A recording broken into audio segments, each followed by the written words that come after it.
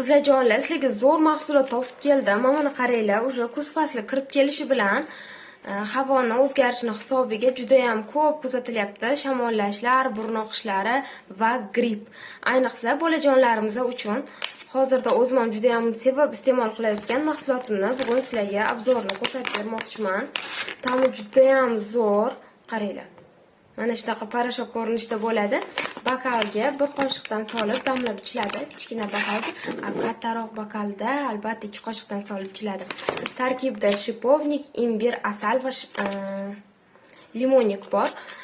Zakaz bersanglar mana shunaqa nakladnoylarda o'zingizlar uchun svejiy produktlar kirib keladi. Endi shamollash paytingizda srazu aptekaga yugurib, bir gala bir paket dori, ukol va parashoklar olishingiz shart emas.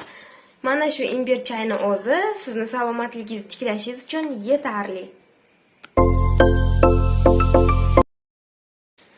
Qizlarjonlar, sizlarga zo'r mahsulot topib keldim. Mana qaranglar, уже kuz fasli kirib kelishi bilan havoni o'zgarishini hisobiga juda ham ko'p kuzatilyapti. Shamollashlar, burun oqishlari va gripp.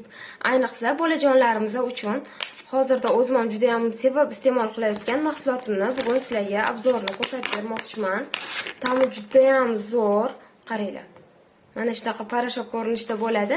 Bokalga bir qoshiqdan solib damlab ichiladi. Kichkina bokalga, kattaroq bokalda albatta 2 qoshiqdan solib ichiladi.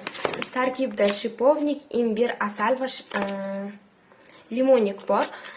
Zakaz bersanglar mana shunaqa nakladnoylarda o'zingizlar uchun svejiy produktlar kirib keladi.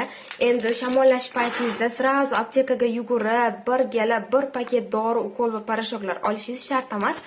Mana shu imbir chayni o'zi sizni salomatligingizni tiklashingiz uchun yetarli.